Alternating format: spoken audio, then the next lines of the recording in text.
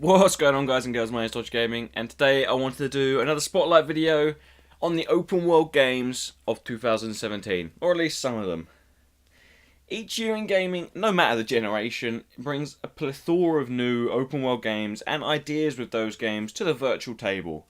Naturally, some do amazingly well, and some fall under the underrated gem section, and others just flop. In an attempt to try and flesh out the former two options and avoid the very last one just for you lovely people, I'm going to go through the top options in your quest for open world goodness this year. Number 1 is Red Dead Redemption 2.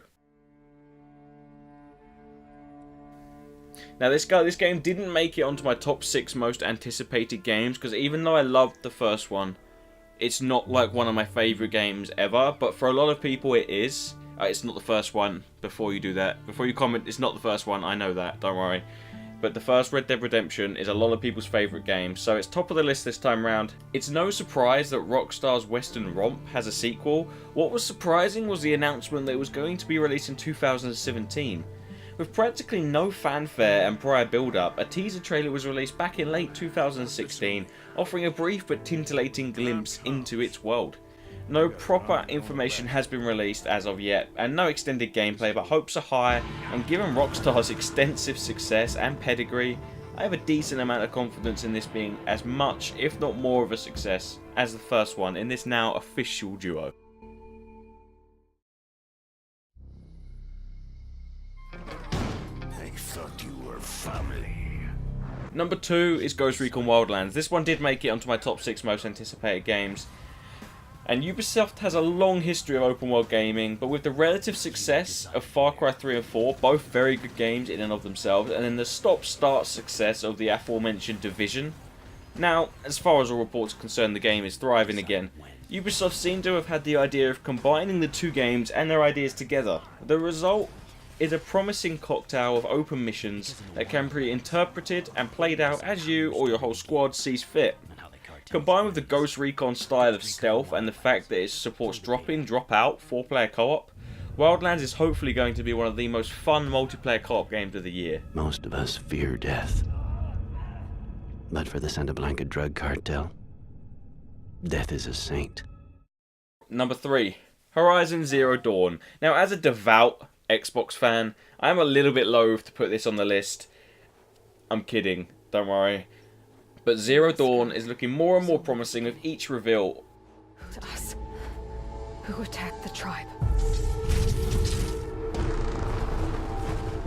All we can do is pray to the goddess. No. While I originally thought this game was going to be somewhat of a reskinned Ubisoft type game, like Assassin's Creed, you know, you have to climb things to reveal the map, do all these pointless side missions, then go and do the main mission kind of thing, I'm starting to see that this has the potential to not only sell the PS4 as a console, but also kick off a brand new franchise, one that could maybe not revolutionize, but expand our idea of open world gaming and creating new worlds.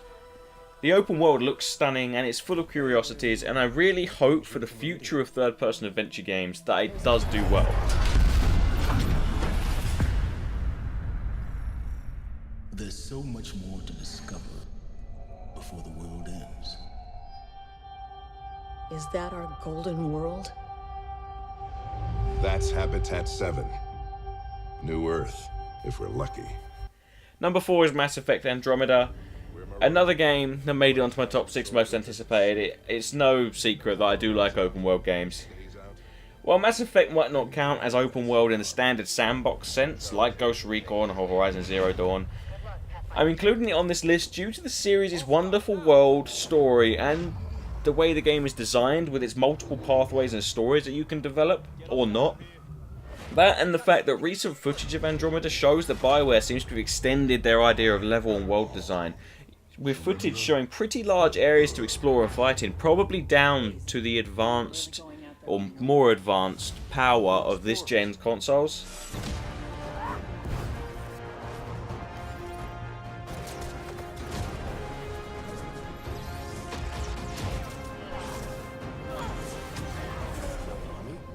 I can't wait for this game. It's only like a month until it's out, and I'm sure it's going to be just as good as the other three. At least it better be. I'm going to have a bone to pick with BioWare if it's not.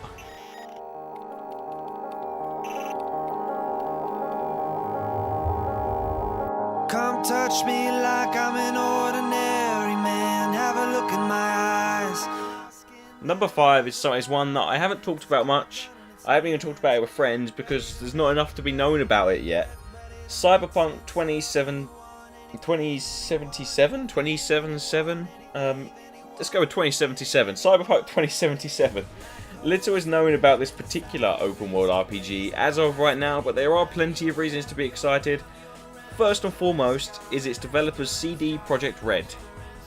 Now if you're thinking you recognise that name, it's from The Witcher 3. Witcher 3 was a monumental success and sits quite comfortably as one of the best RPGs that's ever been made. Knowing that its creators are firmly behind the helm of Cyberpunk is reason enough to be at least interested in its arrival on the scene. The other main reason is the setting. Not many games are released that use the open-ended idea of a dystopian future, and even less see success or major time in the limelight. The idea of such a talented studio being in charge of this setting is exciting and keeps me extremely interested in its release.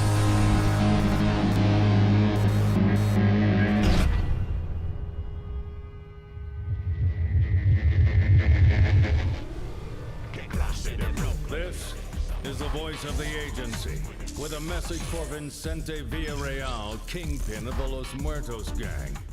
Number 6 is Crackdown 3, or as Microsoft would want you to call it, Crackdown. We've had one exclusive on this list, so now we should have one for the opposite side now. Crackdown is a long-awaited... It's actually not a sequel. It's kind of weird.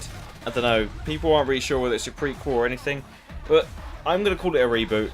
Crackdown is another entry, a long-awaited entry in this series of games, reboot or otherwise, and it's come along with some of the more unique approaches to open world cop games, and I say that last bit very loosely, with wacky cars and relevant upgrades, along with crazy upgrades to your protagonist that make traversing the open world of Crackdown a downright hoot. Combined with the news that Crackdown will utilise cloud servers to raise the amount of environmental destruction that the Xbox One can handle, this is looking like a right laugh. And I am looking forward to seeing how it turns out, even if we worryingly haven't heard much about it yet. I really do not want this one to be cancelled like Scalebound. I'm begging that it's not stuck in some kind of development hell, because we've heard nothing about it yet. But here's hoping. Thumbs up.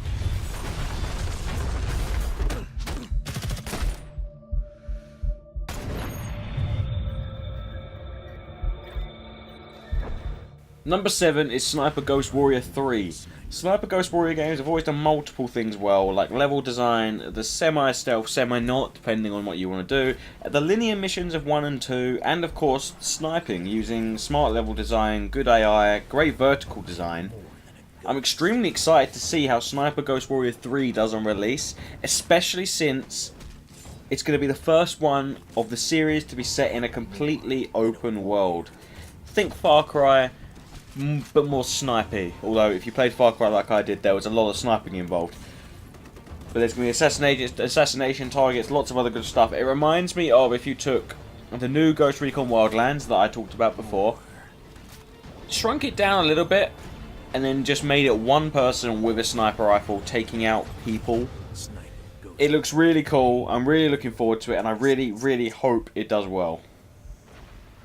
There are plenty of other open world games on the horizon, but these are my pick of the bunch, at least for me, and at least for now. I do kind of want to do a second part of this, but I also want to cover more great games, as well as have planned videos on all sorts of other genres, like adventure, horror, stealth. You get the idea. If you have enjoyed, then be sure to leave a like and subscribe. Towards the end of the video, top left should be a video of this nature, most likely the most recent release, which will be my top 6 top games of 2017. Thanks for watching, and peace. She looked at me and this is what she said. Oh, there ain't no rest for